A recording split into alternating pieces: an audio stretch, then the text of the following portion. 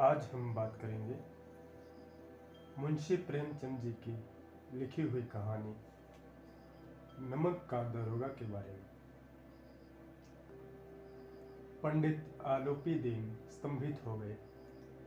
गाड़ी बानों में हलचल मच गई। पंडित जी के जीवन में कदाचित ये पहला ही अवसर था कि पंडित जी को ये ऐसी कठोर बातें सुननी पड़ी।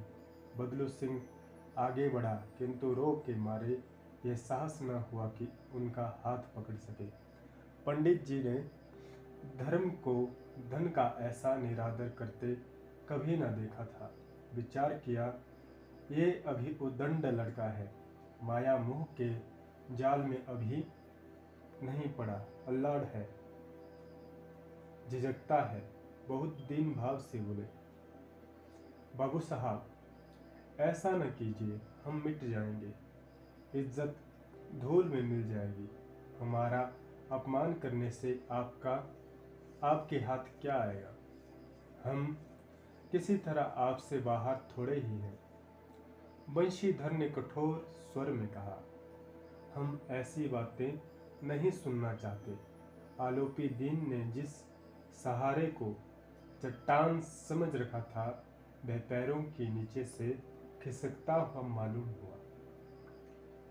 स्वाभिमान और धन ऐश्वर्य को कड़ी चोट लगी, किंतु अभी तक धन की सांख्यिक शक्ति का पूरा भरोसा था। अपने मुख्तार से बोले, लाला जी 1000 के नोट बाबू साहब को भेंट करो। आप इस समय भूखे सिंह हो रहे हैं। बंशीधर ने गर्म होकर कहा, 1000 नहीं, 1,00,000 भी मुझे सच्चे मार्ग से नहीं हटा सकते।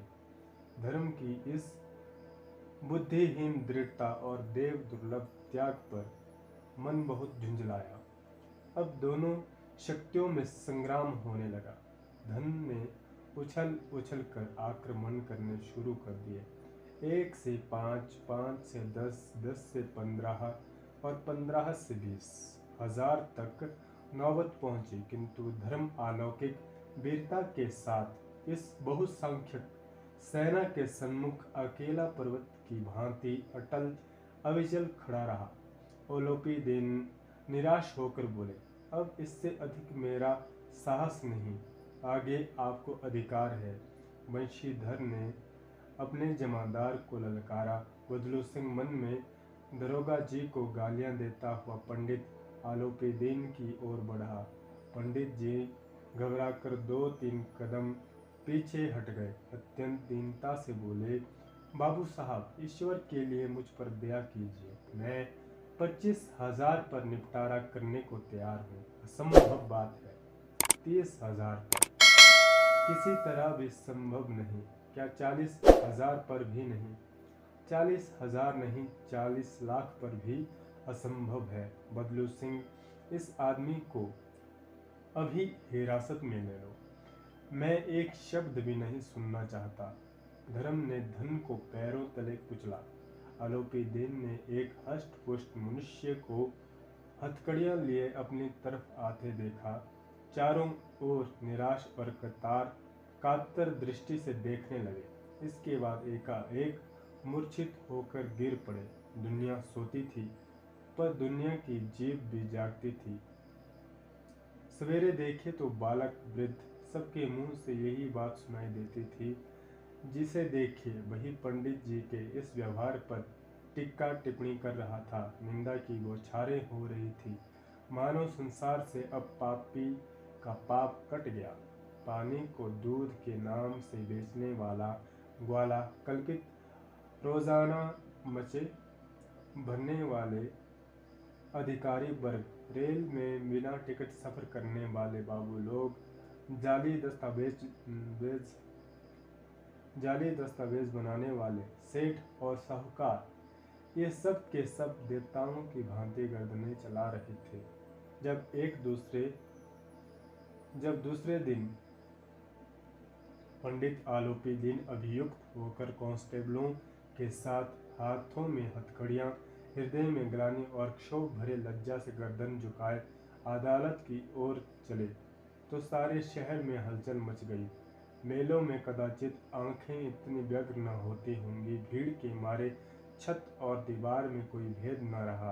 किंतु अदालत में पहुंचने की देर थी। पंडित आलोपीदीन इस अगाध वन के सिंह थे। अधिकारी वर्ग उनके भक्त, अमले उनके सेवक, वकील मुख्तार उनके आज्ञापालक और अदर अली चपरासी तथा चौकीदार तो उनके बिना माल के गुलाम थे। उन्हें देखते ही लोग चारों तरफ से दौड़े। सभी लोग विस्मित हो रहे थे, इसलिए नहीं कि आलोपीदीन ने क्यों ये कर्म किया, बल्कि इसलिए कि वह कानून के पंजे में कैसे आए। ऐसा मनुष्य जिसके पास असाध्य साधन करने वाला धन और अनन्य बाचालता हो, वह क्यों कानून के पंजे में आए। प्रत्येक मनुष्य उनसे सहानुभूति प्रकट करता था। बड़ी तत्परता से इस आक्रमण को रोकने के निमित्त वकीलों की एक सेना तैयार की गई। न्याय के मैदान में धर्म और धन में युद्ध ठन गया। वंशीधर चुपचाप खड़े थे। उनके पास सत्य के सिवा कोई बल न था, न स्पष्ट भाषण के अतिरिक्त कोई शस्त्र। गवाह थे, किंतु लोभ से डामाडोल, यहाँ तक कि मुंशी जी को न्याय भी अपनी ओर से कुछ खिंचा हुआ दिख पड़ता था। वह न्याय का दरबार था, परंतु उसके कर्मचारी पर पक्षपात का नशा छाया हुआ था। किंतु पक्षपात और न्याय का क्या मेल। जहाँ पक्षपात हो वहाँ न्याय की कल्पना भी नहीं की जा सकती। मुकदमा शीघ्र ही समाप्त हो गया। डिप्टी मजिस्ट्रेट ने तजवीज़ में लिखा, पंडित आलोपीदीन के विरुद्ध दिए गए प्रमाण निर्मूल और भ्रमात्मक हैं। वह एक बड़े भारी आदमी है। वह ये बात कल्पना के बाहर है कि उन्होंने थोड़े लाभ के लिए ऐसा दुस्साहस किया हो। यद्यपि नमक के दरोगा मुंशी वंशीधर का अधिक दोष नहीं है, लेकिन ये बड़े खेद की बात है कि उसकी उद्दंडता और विचारहीनता के कारण एक भले मानुष को कष्ट झेलना पड़ा। हम प्रसन्न हैं कि वह अपने काम से सजग और सचेत रहता है, किंतु नमक से मुकदमे की बढ़ी हुई नमक हलाली ने उसके विवेक और बुद्धि को भ्रष्ट कर दिया। भविष्य में उसे होशियार रहना चाहिए। वकीलों ने यह फैसला सुना और उछल पड़े। पंडित आलोपीदीन मुस्कुराते हुए बाहर निकले। स्वजन बांधुओं ने रुपयों की लूट की उदारता का सागर उमड़ पड़ा। उनके लहरों ने अदालत की नींव तक हिला दी। जब वंशीधर बाहर निकले तो चारों ओर से उनके ऊपर व्यंग्य बाणों की वर्षा होने लगी। चपरासियों ने झुक झुक कर सलाम किए, किंतु इस समय एक एक कटु वाक्य, एक एक संकेत उनकी गर्वाग्नि को प्रज्वलित कर रहा था। कदाचित इस मुकदमे में सफल होकर वह इस तरह अकड़ते हुए न चलते। आज उन्हें संसार का एक खेद जनक विचित्र अनुभव हुआ। न्याय और विद्वत्ता, लंबी चौड़ी उपाधियां, बड़ी बड़ी दाढ़ियां और ढीले चोंगे एक भी सच्चे आदर के पात्र नहीं। वंशीधर ने धन से बैर मोल लिया था, उसका मूल्य चुकाना अनिवार्य था। कठिनता से एक सप्ताह बीता होगा कि मुअत्तली का परवाना आ पहुंचा। कार्यपरायणता का दंड मिला। बेचारे भगन हृदय शोक और खेद से व्यथित घर को चले। बूढ़े मुंशी जी तो पहले ही से कुड़बुड़ा रहे थे कि चलते चलते इस लड़के को समझाया था, लेकिन इसने एक न सुनी। सब मनमानी करता है। हम तो कलवार और कसाई के तकादे सहे बुढ़ापे में भगत बनकर बैठे हैं, और वहाँ बस वही सूखी तनख्वाह। हमने भी तो नौकरी की है और कोई ओहदेदार नहीं थे, लेकिन काम किया दिल खोल कर। और आप ईमानदार बनने चले। घर में चाहे अंधेरा हो, मस्जिद में अवश्य दिया जलाएंगे। खेत ऐसी समझ पर पढ़ना लिखना सब अकारथ गया। इसके थोड़े ही दिनों बाद जब मुंशी बंशीधर इस दुरावस्था में घर पहुंचे और बूढ़े पिताजी ने समाचार सुना तो सिर पीट लिया। बोले, जी चाहता है कि तुम्हारा और अपना सिर फोड़ दूं।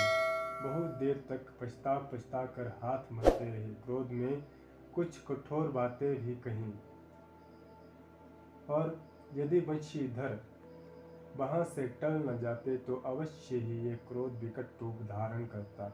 वृद्ध माता को भी दुख हुआ। जगन्नाथ और परमेश्वर की यात्रा की कामनाएं मिट्टी में मिल गई। पत्नी ने तो कई दिनों तक सीधे मुंह से बात भी नहीं की। इसी प्रकार एक सप्ताह बीता। संध्या का समय था। बूढ़े मुंशी जी बैठे राम नाम की माला जप रहे थे।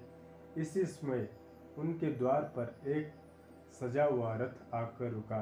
हरे और गुलाबी पर्दे, पछिहें, बैलों की जोड़ी, उनकी गर्दनों में नीले धागे, सींगें पीतल से जड़ी हुई, कई नौकर लाठियां कंधों पर रखे साथ थे।